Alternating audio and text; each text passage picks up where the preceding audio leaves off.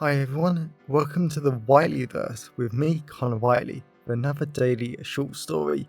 Now, before I start today's story, please remember to like, comment and subscribe to the channel so you don't miss any new content, and the engagement really helps the Whiteleyverse with the YouTube algorithm. Also, if you want to buy this short story and any of my other fiction, then they're available from all major ebook retailers and at your local bookstore and local library if you requested, and you can order paperback copies from Amazon. Now, here's today's short story.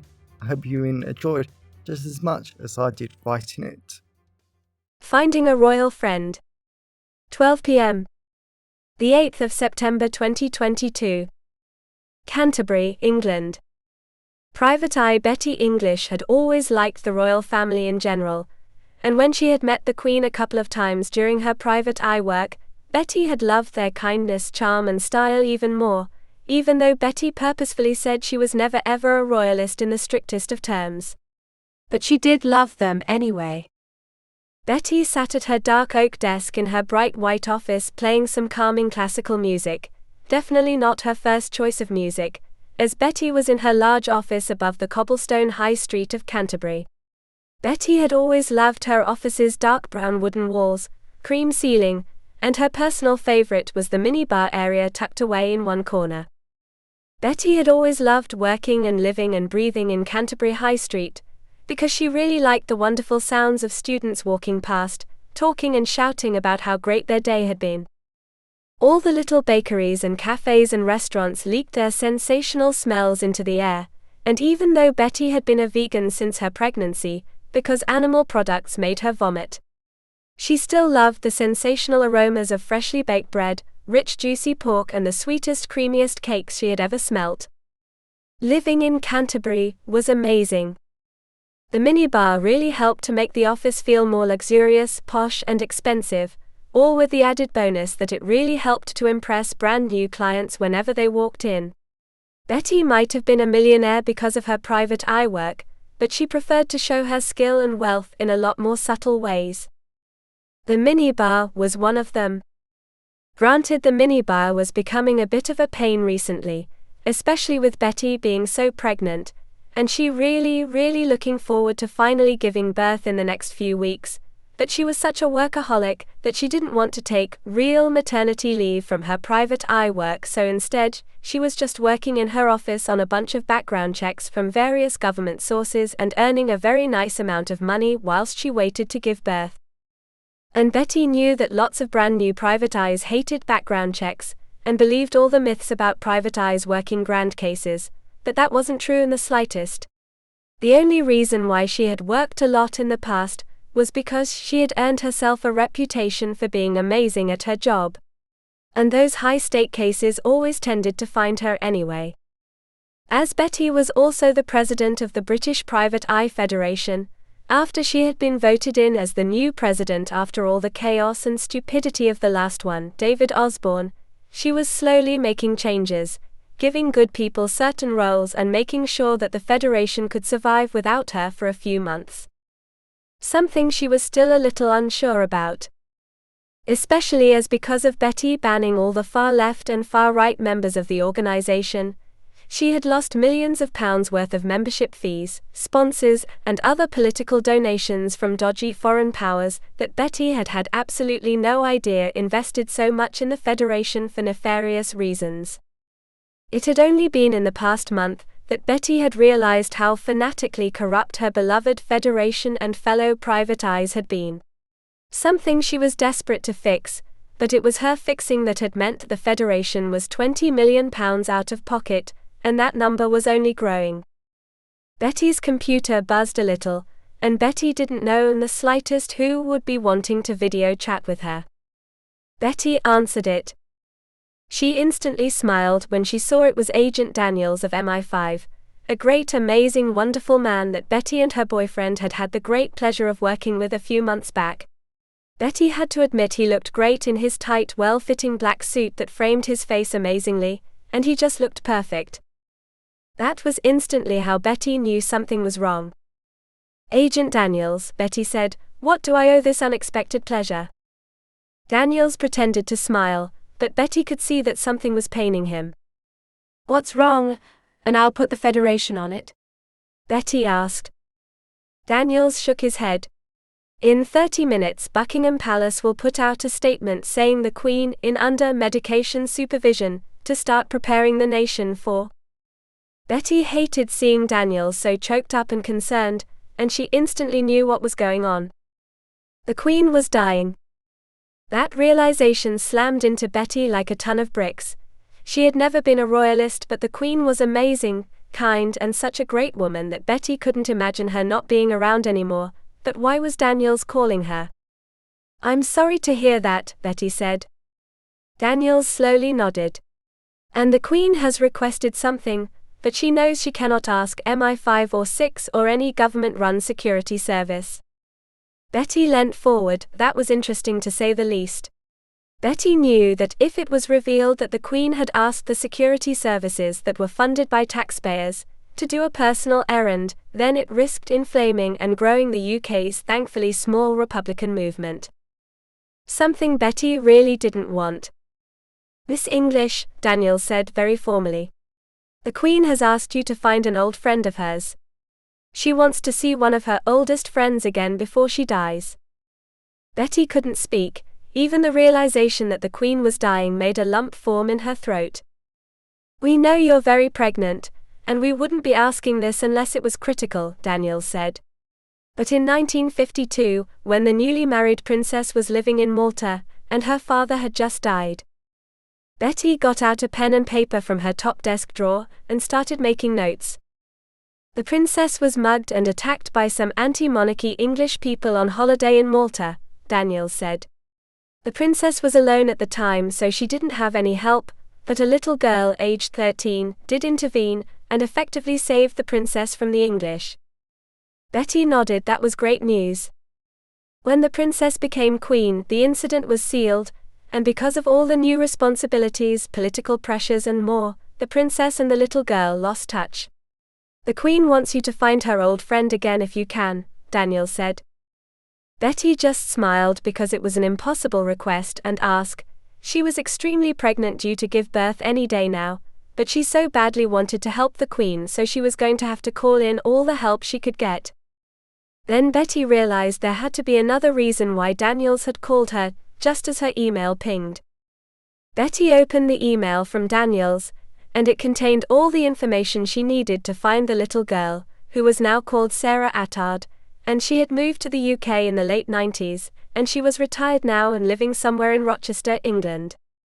Now Betty understood why Daniels had called her, because Sarah was close enough, and thankfully there was an address attached, but Betty instantly recognized it as the address of a house that burnt down 2 weeks ago. The only reason why Betty knew about it was because her and her boyfriend Graham, a cop, had been in Rochester going out for dinner when the fire happened. "I'll do my best," Betty said. "What happens when I find her?" Daniels smiled, and it was great to see him so relieved. "Call me, and I'll authorize a helicopter to pick you and Sarah up, and we'll fly you to Balmoral to see the Queen." Betty couldn't help my smile. That was going to be amazing. "But Betty," Daniels said, "the Queen is dying and we really don't know how much longer she has. Time is critical here, and it is not on our side." Another lump formed in Betty's throat, and she simply nodded, ending the video chat. Betty took out her phone and made some calls. If she was going to get this done, then she really needed help.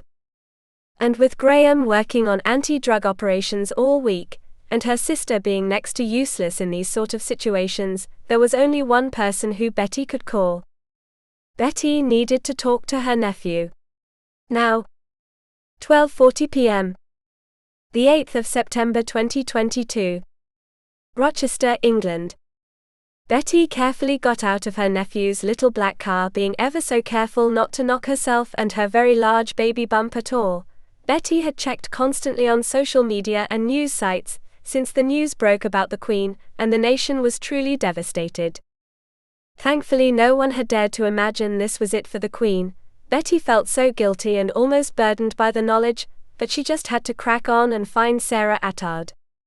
Sean had parked on a slightly sloped road on the edges of the historic city of Rochester, with the remains of the flint Roman wall close by, the noisy cobblestone high street with all of its Victorian buildings standing proudly, and the massive castle and cathedral being visible over the tops of houses in front of Betty. The road they were on wasn't the best that Betty had ever seen, with its massive potholes, little terrace houses with dirty windows and overgrown front gardens. But Betty was a lot more interested in the large burnt-out remains of a house a little further up the road, that even now still made the air smell of charred wood, destruction and smoldering wreckage. Of course, because the fire had been 2 weeks ago, Betty just knew that she was imagining the smell for the most part, but she still hated seeing burnt-down houses. "Auntie," Sean said, wearing tight blue jeans, a loose grey t-shirt, and his very tasteful and great-looking pink highlights in his longish blonde hair were starting to grow out ever so slightly, which was a shame because they really did suit him. Betty gestured to the house up ahead, and she went as quick as she could over to the burnt-out husk of the house, which wasn't easy considering how pregnant she was. Betty was really glad that Sean was here though. Him and his boyfriend Harry had been amazing help on other cases, and it was very useful that he could drive now, so she could use him as a family taxi service. And considering him and his boyfriend were living with Betty and Graham, whilst Harry recovered from a brain injury, it was the least they could do. And thankfully Sean was only too happy to help. "What are you looking for?" Sean asked. Betty wasn't sure exactly as she stared at the exploded-out windows, blackened bricks, and Betty just knew that the inside was completely destroyed. She couldn't even imagine the pain of knowing that all of a person's possessions were destroyed in an instant. "This is the only address Daniels had on Sarah, so I'm hoping we'll manage to find some trace of her and where she went," Betty said. Sean nodded, and as he went over to knock on the door of the house to Betty's right, she was just horrified that a person's entire life could be destroyed so quickly and easily by something as simple as fire. But Betty had a job to do. Betty went over to Sarah's next neighborhood to her left, which was a very attractive little house with dirty windows and a messy garden, but the front door was bright yellow with little flowers painted on by hand very well. Betty knocked on the front door, and moments later a little old lady opened the door wearing a little dirty jumper, black trousers and glasses that made the woman definitely look her age. Betty almost wanted to gag at the woman's body odor, it was so disgusting, and Betty had never smelt anything of bad. "Hi dear," the woman said. "Hello," Betty said, showing the woman her private eye ID, something she had made all private eyes have to have under UK law to prove that they were licensed by the Federation. "Are you looking for Sarah?" the woman asked. Betty slowly nodded. It was strange she would just know that. "Relax dear," the woman said. "2 other elderly men came round yesterday looking for her. You look kinder than them though, and much more successful than those lowlives." Betty bit her lip. She really didn't like the sound of that because now she was just worried about why other people were looking for Sarah. The time seemed too strange. "What did you tell them?" Betty asked. The woman shrugged. "Just that Sarah was a great neighbor to me, and we played blackjack and watched quiz programs together every Monday, Tuesday and Friday, and it broke my heart when she had to move after the fire." Betty smiled. Sarah really did sound like a great neighbor and friend. "But where did she move to?" Betty asked. The woman looked down at the floor. She said she had a son in Dover that she was moving in with, and I was meant to come down and see her next week. You know, to see how she was getting on." "And don't come back, you gay boy," an elderly man shouted as Sean ran back to his car, and a jar of something smashed on the ground behind him. "Oh, I couldn't recommend anyone see Terrence these days. Terrible racist, homophobia and sexist pig, you know," the woman said. Betty just shook her head. "I cannot stress this enough, but it's very important I get to Sarah before these men do. Can I please have that address?" Betty hated seeing the little old lady's face turn pale, and she slowly nodded as she stood out her little black flip phone and showed Betty the address. It wasn't even in Dover, but Sarah's son was in a large seaside town close by. Betty hugged the little old lady and thanked her for her time and stormed back to Sean's car. Betty didn't know what was going on, but she just had to get to Whitstable now before the men hunting Sarah got to her. Because Betty just knew that only bad things would happen when the men found her. And Betty had to find Sarah and take her to Balmoral. She morally didn't have another choice. Time was definitely running out now. 1:45 p.m. The 8th of September 2022. Whitstable, England. Betty seriously hated the bad traffic and how long all of this was taking. The Queen was dying, and Betty would feel like such an utter failure if she didn't find Sarah in time. Things were getting really bad, and Betty was definitely starting to feel the pressure. Thankfully, Sarah's son lived in an apartment above the restaurant him and his wife owned along the seafront, so Sean had parked the car as quickly as he could, and Betty and him were walking as quickly as they could along the seafront. Betty had always liked Whitstable seafront, with its wide concrete sea wall that formed the pathway for tens upon tens of people to walk on, the very wide range of restaurants serving the freshest of seafood lining one side of the seafront, and the stunningly crystal blue sea on the other side. The air was crisp, salty and so refreshing that Betty really loved it, but they had to find Sarah's son. "Where's the restaurant?" Sean asked. "It should be up ahead," Betty said. After a few more moments of walking, Betty saw a very large black restaurant with tons of nautical-themed decorations on the outside, and it was packed. Betty could smell the freshly fried fish and chips, and other wonderful seafood delights from meters away. Betty almost wanted to be sick because seafood was another food group that her pregnant body hated to smell, touch or eat, but Betty just had to manage. Betty rolled her eyes at the very short line, and supposed it might serve their purpose better if they at least waited in line instead of being rude and forcing their way into the restaurant. Betty and Sean waited in line with 3 young families and an adult couple in front of them. Betty was going to give the line 5 minutes to get to them, before she forced her way towards the women seating everyone in the restaurant.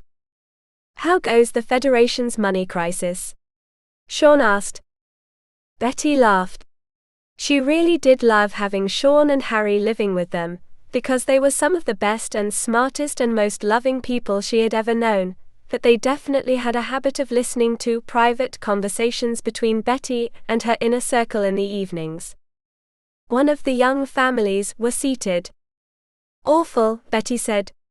"I'm pouring tons of my millions into the Federation to keep it afloat, and I suspect the Federation will be bankrupted by the end of the year, because of the stupidity of David." Sean hugged her. "You're clever, everything will be fine." Betty really hoped he was right. The other couples and young families got seated, because they were part of a massive group, and Betty waved at the young woman who was seating everyone. Betty showed the woman her private ID. "I must speak to Sarah Attard, please." The young woman gave Betty a weak smile, and waved Betty to get closer. "That's impossible, Miss English," the woman said. "Last night we had a break-in and this morning when I arrived, Mr. and Ms. Attard were gone, and there was a lot of blood on the floor." Betty felt Sean put his hands on her shoulder and rubbed it gently. None of this was good, and this was the last thing that Betty needed. Sarah and her son were kidnapped, and now they had no leads on where they were, and each second the Queen was 1 second closer to death. Not ideal, but Betty needed to be more demanding and proactive now, for Sarah would definitely be joining the Queen in death, she feared. "Show me the apartment now," Betty said firmly. The young woman shyly nodded, and led Betty and Sean into the restaurant. Betty just hoped Sarah and her son were still alive if the men had taken them. 1:50 p.m. The 8th of September 2022. Whitstable, England. Betty was completely shocked as she went into the gutted apartment belonging to Sarah's son, with its smashed-up wooden dining table, ripped-up sofas along the back wall with a stunning sea view, and even the smart TV had been knocked over. But what really caught Betty's attention were the massive drag marks in dark rich red blood coming towards the door. "What did the police say?" Betty asked as her and Sean and the young woman went into the apartment. The young woman just stood by the door, not daring to come into the apartment, but Betty and Sean were used to this sight and crime scenes, so they hardly had a problem with it. Sean went into one of the smaller rooms that shot off the much large living table with the sofa, TV and dining table.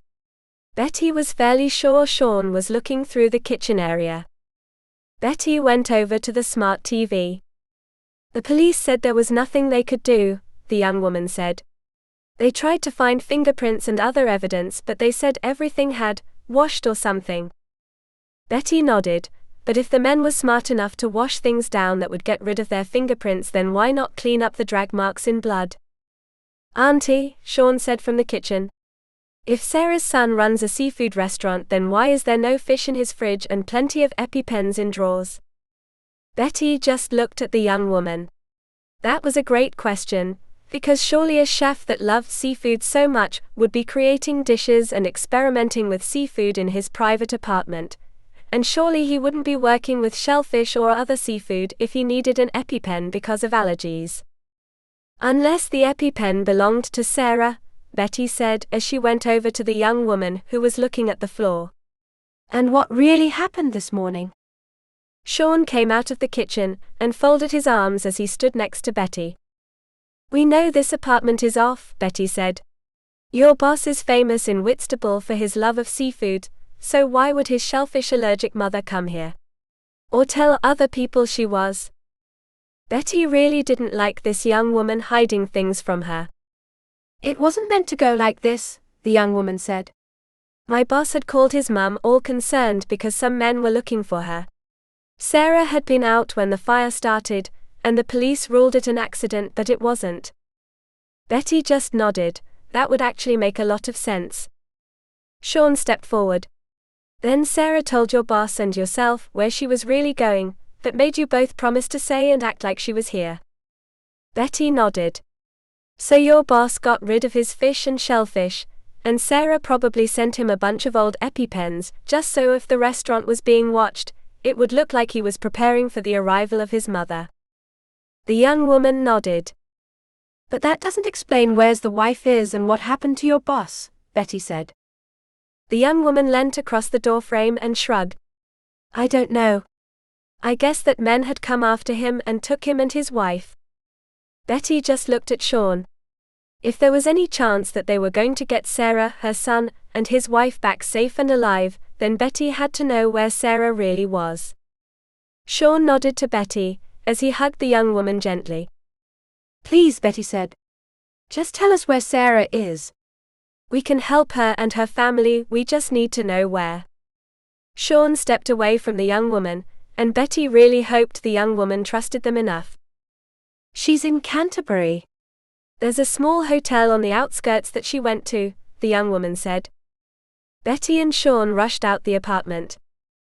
Thank you, Betty shouted as her and Sean raced to find Sarah before the men got to her first. And probably killed her for some reason. 3:20 p.m.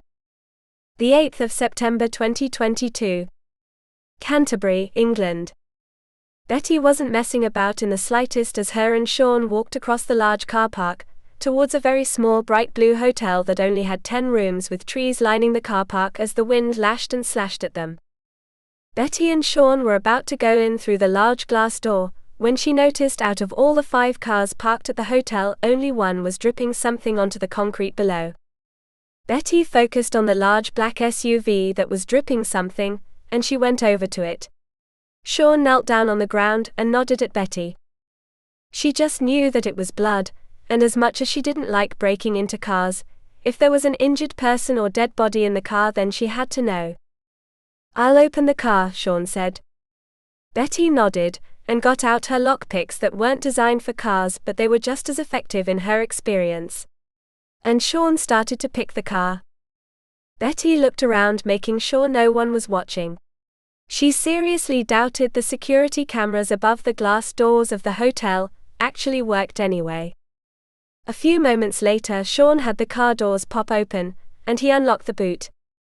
Betty pushed open the boot and gasped as she saw a man and woman laying there with massive gashes to their head, and each of them were tightly holding each other and their chests, each trying to apply pressure to the stab wounds. Sean shook his head when he saw them, and immediately called for an ambulance. Betty pressed each of her hands firmly on the stab wounds of Sarah's son and his wife, and they hissed, but Betty was a lot more concerned about Sarah. "Who did this?" Betty asked. Sarah's son fell unconscious, and the wife started crying. She wasn't going to get answers from either of them. "Sean," Betty said firmly. He came back over. "Place your hands over their stab wounds and apply pressure like you did with Harry on the night of the attack," Betty said.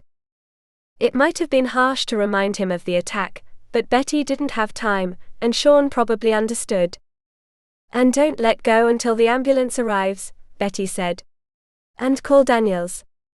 He nodded. Sean took over from Betty, and she kissed him quickly on the cheek and went into the hotel through the large glass doors. Betty hated the chemically smell of the small bright white reception area with fake plants everywhere, and no one was on duty, and the dark blue carpets looked awful in this place. "Help me," a woman shouted. Betty hid behind a large fake palm tree near the entrance. "Shut up, bitch," a man said. Betty saw 3 large muscular men, clearly English, dragging Sarah, who was a small elderly woman, towards the door. Betty stepped out from her cover and stood firmly in front of the glass doors. "I cannot let you leave," Betty said. The 3 men laughed at her.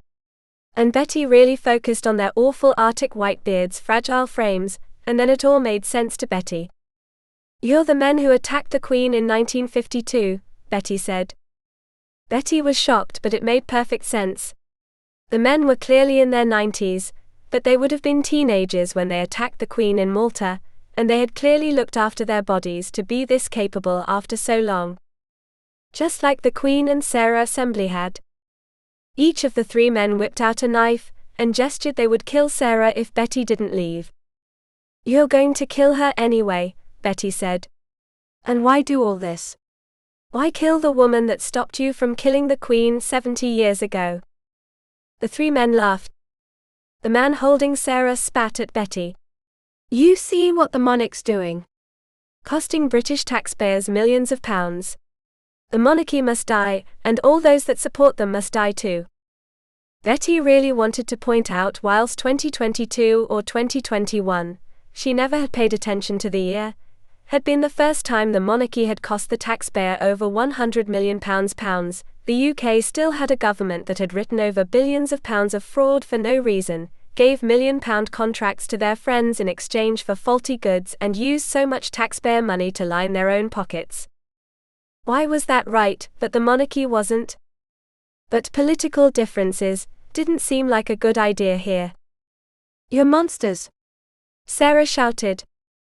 "Shut up!" the man holding her shouted, slapping her across the face. Betty took a few steps forward. "You don't want to do this. You haven't killed anyone yet, and you have only injured a couple of people." The 3 men laughed. "Stupid woman," the man holding Sarah said. "We know what you're trying to do.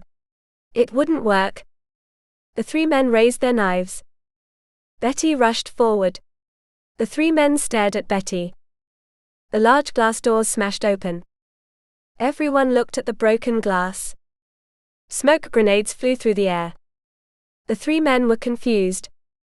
Betty shot forward, whacking the man holding Sarah in between the legs. He released Sarah. Betty grabbed her, throwing her to one side. 2 men grabbed Betty's arms, pulling them in opposite directions. The last raised the knife. He was going to kill Betty. Bullets screamed through the air. Heads exploded. Blood painted Betty's face. As the 3 corpses fell to the ground, Betty had to get to Sarah. She rushed over to Sarah and threw the elderly lady over her shoulder. Betty's twins kicked in excitement inside her. Men and women in full body armor stormed into the reception area, their faces completely covered, and Betty just ignored them. Betty went outside the hotel, and Sean took Sarah from her and gently threw her over his shoulder. Betty smiled as Agent Daniels in his tight black suit waved her and Sean over.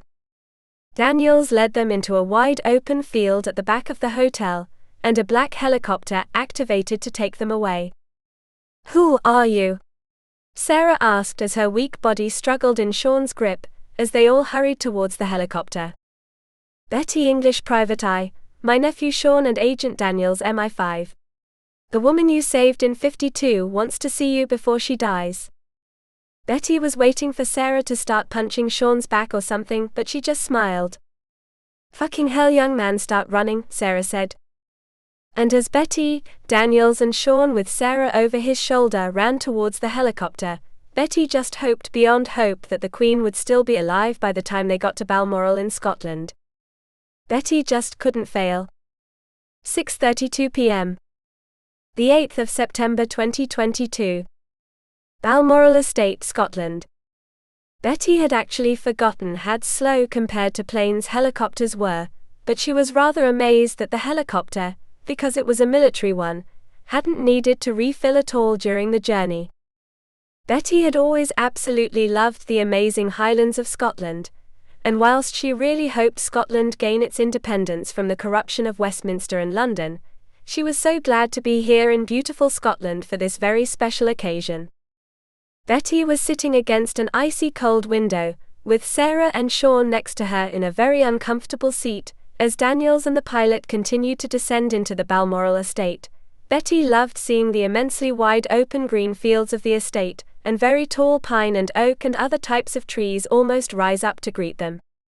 Even though Betty was in the helicopter, she could still smell the delightful crisp refreshing piney air as the helicopter landed on the thick green grass, with the Balmoral mansion just tens of meters away. And it really did look like the most beautiful and perfect stately manor Betty had ever seen. It looked right out of something from Downton Abbey. But as the helicopter doors slid open and Betty stepped onto the thick cold grass, she instantly knew that something was wrong and they were far too late. And judging by Sarah's smiling face, it was only Betty that had picked up on the change of tension in the air. Betty looked at Balmoral Mansion, and she frowned as a long life of 10 servants, both men and women in fine black suits and uniforms, walked towards them in perfect step with each other. She just knew that she had been right. Daniels took Sarah towards the servants, and Sean just wrapped a thin youthful arm around Betty, and she just rested her head on his shoulders. "She's dead, isn't she?" Sean asked. Betty felt a lump form in her throat, and she just nodded. The Queen of the UK and Commonwealth was dead, after an amazing 96 years of her life, and even more amazing 70 years of constant love, service and dedication to her duty as Queen. Even as Betty stood there just watching Daniels and Sarah talk to the servants that were teary and looked just as upset as Betty felt, she really wondered if she would still be doing her duty as a private eye at 96 years old. Probably not, because as much as she loved being a private eye, the president of the Federation and newly expecting mother, things couldn't last forever, and at some point Betty just knew she would have to choose what she really wanted in life. But somehow the amazing Queen had managed to keep focused on duty, service, and doing everything she could for this country. And Betty damn well respected her for that. Sarah's cries and screams of emotional pain ripped through the entire estate, and Betty almost wanted to join her because she felt like such a failure, but Betty already knew that she had done a lot of good today. As Betty and Sean watched the most upset servant hug and try to reassure and grieve with Sarah about their own traumatic loss, Betty just watched as the oldest of the servants slowly make her way over to Betty holding a scroll of some sort. Whilst the oldest servant made her way over, Betty was rather amazed at how upset the Queen's workers were, because she had always heard stories of how much of a great sensational boss the Queen was, but to actually see how much her staff loved her, that was something else entirely. "Miss Bettie English, Private Eye and Madam President of the British Private Eye Federation," the woman said as poshly as Betty ever could have imagined one of the Queen's servants to talk. Betty stopped leaning on Sean and stood up perfectly straight. "Her Majesty wished me to give you this on your arrival," the woman said. It was one of the last acts of business she ever did during her glorious life, and before she made sure she told each of her family members how much she loved them. Betty forced herself not to cry. It was amazing that the Queen had forced herself to do something for Betty before she died, but Betty just had a feeling that was the sort of amazing woman the late Queen was. The woman passed Betty the scroll and she opened it. Betty was amazed that it was a short letter to Betty personally, from the Queen informing Betty that because she was just a good private eye, one so good that even the Queen had heard of her and her dedication to the UK. The Queen was officially requesting the new king to knight Betty, and the Queen was gifting the Federation £1 million to help them out. Because apparently the Queen admired Betty's courage, and even though the Queen never ever wanted the royal family to have political power again, she would have liked to imagine she would have had the same amount of courage as Betty in that situation with banning the far left and right from the Federation. Betty felt her eyes turn wet as she handed the scroll to Sean, and she simply bowed to the servant, and the servant smiled before heading back to her friends and Sarah and Daniels. Betty just leant against the icy coldness of the helicopter as the news of everything sunk in, and she had to admit that even though she had technically failed to bring Sarah to the Queen before she sadly died, Betty, with the amazing help of Sean, had still managed to do some incredible things today. They had saved the lives of Sarah, her son and his wife from certain death. They had stopped 3 90-year-old men from spreading their hate and criminal views onto others that they were bound to have done after the killings. And most importantly, Betty had actually done exactly what the Queen had wanted. Because Betty, Sean and Sarah had all been here when it mattered most, and they had protected the innocent. And now the Queen was sadly dead. Betty just knew that tonight was going to be a sad night, but that wasn't what the Queen would have wanted. She would have wanted a great night filled with stories, laughter and true friendship, and as Daniels waved her and Sean over to them, Betty just knew that was exactly what she was going to get. And that was definitely going to be the greatest of endings to a very strange, dangerous and sad day, because how many people could honestly say they had been to the Queen's Balmoral estate as a guest? Betty couldn't think of a single person, and that just excited her way more than she ever wanted to admit. Welcome back everyone, it's me again, Connor Whiteley. So I really hope that you enjoyed today's story, because I flat out love writing, creating stories and sharing them with you. If you really enjoyed today's story, then please remember to like, comment and subscribe to the channel so you don't miss any new content, and the engagement really helps the Whiteleyverse with the YouTube algorithms. And if you want to buy this short story or any of my other fiction, then they're available from all major ebook retailers, and you can get them from your local library if you requested, and you can order the paperback copies from Amazon, your local bookstore or local library if you request it. Lastly, if you want to support the channel on a one-off basis, then you can now buy me a coffee at buymeacoffee.com/Connor Whiteley. Also, if you know anyone who would enjoy today's story, then please share it with them. I'm always really grateful when you wonderful people help spread the word about the channel. So, thanks for watching the Whiteleyverse, and I'll see you again soon. Have a great day, everyone.